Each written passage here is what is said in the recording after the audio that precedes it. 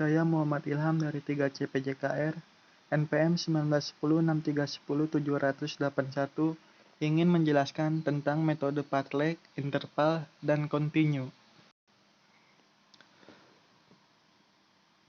Metode latihan Partleg atau speed play yang diciptakan oleh Gösta Hallmer adalah suatu sistem pelatihan endurance yang untuk membangun, mengembalikan, atau memelihara kondisi tubuh seseorang. Partleg sebaiknya dilakukan di alam terbuka, di mana ada bukit-bukit, semak belukar, selokan untuk dilompati, dan sebagainya. Partleg biasanya dimulai dengan lari lambat-lambat, yang kemudian divariasi dengan sprint-sprint pendek yang intensif, dan dengan lari jarak menengah dengan kecepatan yang konstan, yang cukup tinggi. Kemudian diselingi dengan jogging dan sprint lagi, dan sebagainya. Metode ini sebaiknya dilakukan pada persiapan masa jauh sebelum pertandingan.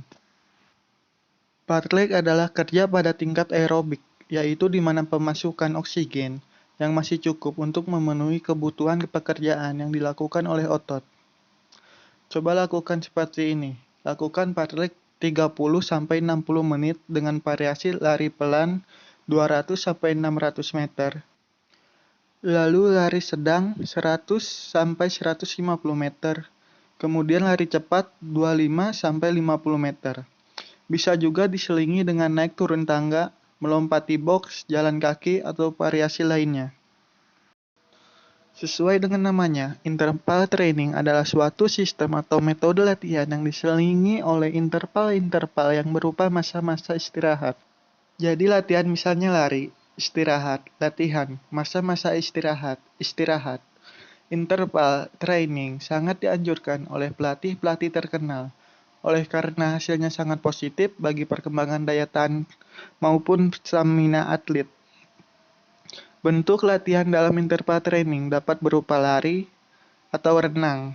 Ada beberapa faktor yang harus dipenuhi dalam menyusun interval training, yaitu lamanya latihan, beban latihan, ulangan melakukan latihan, masa istirahat setelah setiap repetisi latihan.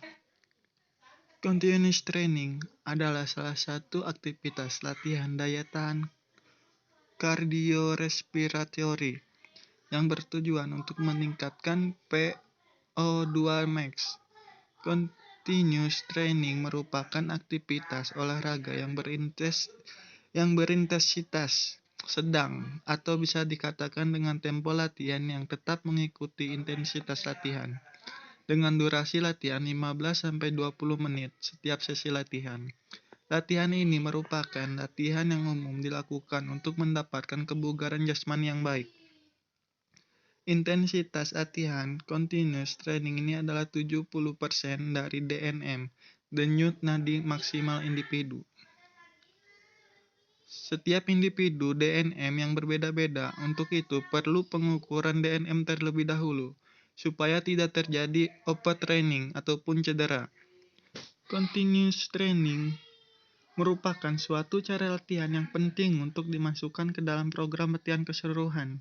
Beberapa pelatih menganjurkan menggunakan continuous training untuk melaksanakan latihan karena hasilnya positif untuk mengembangkan daya tahan, endurance, keseluruhan maupun stamina atlet.